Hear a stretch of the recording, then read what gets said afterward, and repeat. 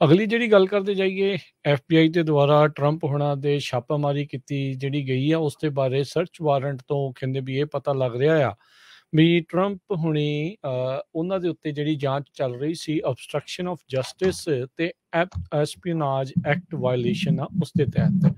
ਐਸਪੀਨਾਜ act basically ਦੇਸ਼ ਧਰੋਹ ਵਾਲਾ ਕੰਮ ਹੁੰਦਾ ਹੈ। ਮੰਨਿਆ ਜਿਹੜਾ ਉਹ ਜਾਂਦਾ ਹੈ ਵੀ ਸ਼ਾਇਦ ਉਹਨਾਂ ਨੇ ਜਿਹੜੀ ਕਲਾਸੀਫਾਈਡ ਇਨਫੋਰਮੇਸ਼ਨ ਆ ਉਹ ਕਿਸੇ ਹੋਰ ਦੇ ਹੱਥੇ ਜਿਹੜੀ ਆ ਉਹ ਦਿੱਤੀ ਹੋਵੇ। ਸੋ ਐਸਪੀਨਾਜ ਐਕਟ ਜਿਹੜਾ ਆ ਉਸ ਦੇ ਉੱਤੇ ਜਿਹੜਾ ਲਗਾਇਆ ਜਾ ਸਕਦਾ। ਸੋ FBI ਦੇ ਸਰਚ ਵਾਰੰਟ ਦੇ ਵਿੱਚ ਇਹ ਚੀਜ਼ ਪਤਾ ਲੱਗੀ ਆ।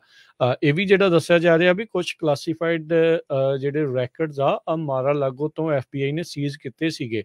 ਸੋ ਟਰੰਪ ਹੁਣੀ ਜਾਂਦੇ ਜਾਂਦੇ ਕੁਛ ਨਾ ਕੁਛ ਜਿਹੜੇ ਕਲਾਸੀਫਾਈਡ ਇਨਫੋਰਮੇਸ਼ਨ ਕਹਿੰਦੇ ਆ ਵੀ ਉਹ ਨਾਲ ਲੈ ਗਏ ਸੀ। ਟਰੰਪ ਹੁਣਾਂ ਨੇ ਦਾਅਵਾ ਕੀਤਾ ਵੀ ਜਿਹੜੇ ਵੀ ਰੈਕਰਡ ਉਹ ਨਾਲ ਲੈ ਕੇ ਗਏ ਆ ਉਹ ਕਲਾਸੀਫਾਈਡ ਨਹੀਂ, ਡੀਕਲਾਸੀਫਾਈਡ ਜਿਹੜੇ ਉਹ ਸੀਗੇ।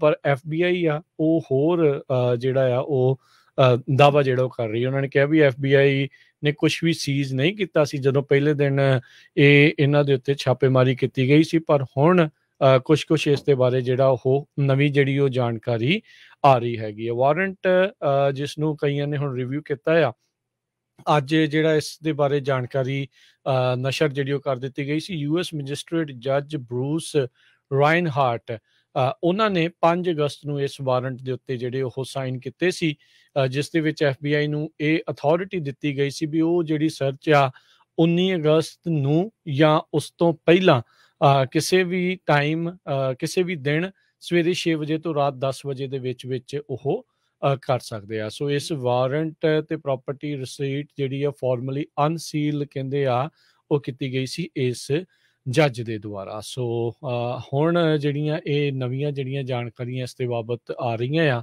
ਤੇ ਇਹ ਇੱਕ ਕਾਫੀ ਚਿੰਤਾਜਨਕ ਵਿਸ਼ਾ ਜਿਹੜਾ ਹੋ ਸਕਦਾ ਆ ਵੀ ਜਾਂਦੇ ਜਾਂਦੇ ਜਿਹੜੇ ਟਰੰਪ ਹੁਣੀ ਇੱਦਾਂ ਦੀ ਕਿਹੜੀ ਇਨਫੋਰਮੇਸ਼ਨ ਜਿਹੜੀ ਉਹ ਕਲਾਸੀਫਾਈਡ ਇਨਫੋਰਮੇਸ਼ਨ ਜਿਹੜੀ ਉਹ ਨਾਲ ਲੈ ਗਏ ਹੁਣ, ਜਿਸ ਦੇ ਕਰਕੇ obstruction of justice ਤੇ ਐਸਪੀਨਾਜ ਐਕਟ ਜਿਹੜੀ ਵਾਇਲੇਸ਼ਨਸ ਆ ਉਸ ਦੇ ਤਹਿਤ ਉਹਨਾਂ ਉੱਤੇ ਜਾਂਚ ਚੱਲ ਰਹੀ ਹੋਵੇ।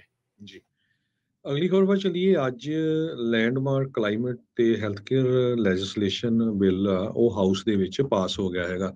US ਹਾਊਸ ਰਿਪਰੈਜ਼ੈਂਟੇਟਿਵ ਨੇ ਇਨਫਲੇਸ਼ਨ ਰਿਡਕਸ਼ਨ ਐਕਟ ਆਫ 2022 ਨੂੰ ਪਾਸ ਕਰ ਦਿੱਤਾ। ਹੁਣ ਇਹ ਪ੍ਰੈਜ਼ੀਡੈਂਟ ਜੋ ਬਾਈਡਨ ਉਹਨਾਂ ਦੇ ਡੈਸਕ ਤੇ ਜਾਏਗਾ ਤੇ ਉਹ ਸਾਈਨ ਕਰ ਦੇਣਗੇ। ਇਸ ਤੋਂ ਪਹਿਲਾਂ ਮੈਜੋਰਟੀ ਲੀਡਰ ਚੱਕ ਸ਼ੂਮਰ ਤੇ ਸੈਨੇਟਰ ਜੋ ਮੈਂਸ਼ਨ ਇਹਨਾਂ ਨੇ ਰਲ ਕੇ ਜੋ ਸੈਨੇਟ ਦੇ ਵਿੱਚ ਇਹ ਬਿੱਲ ਪਾਸ ਕਰ ਲਿਆ ਸੀ। ਜੁਲਾਈ 27 ਨੂੰ ਡੀਲ ਅਨਾਉਂਸ ਕੀਤੀ ਗਈ ਸੀ ਤੇ ਅਗਸਤ 7 ਨੂੰ ਬਿੱਲ ਸੈਨੇਟ 'ਚ ਪਾਸ ਹੋਇਆ ਸੀ ਤੇ ਅੱਜ ਇਹ ਹਾਊਸ ਦੇ ਵਿੱਚ ਕਲੀਅਰ ਹੋ ਗਿਆ ਹੈਗਾ। Inflation reduction act $369 billion, climate change ਆਉਣ ਵਾਲੇ 10 ਸਾਲਾਂ 'ਚ ਤੇ ਓਬਾਮਾ ਕੇਅਰ ਪ੍ਰੀਮੀਅਮ ਨੂੰ ਜੋ ਸਬਸਿਡੀ ਦੇਣ ਦੇ ਲਈ, ਹੋਰ ਇਸ ਤਰ੍ਹਾਂ ਦੇ IRS ਨੂੰ ਜੌਬਸ ਵਧਾਉਣ ਦੇ ਲਈ ਉੱਥੇ ਵਰਤਿਆ ਜਾਊਗਾ।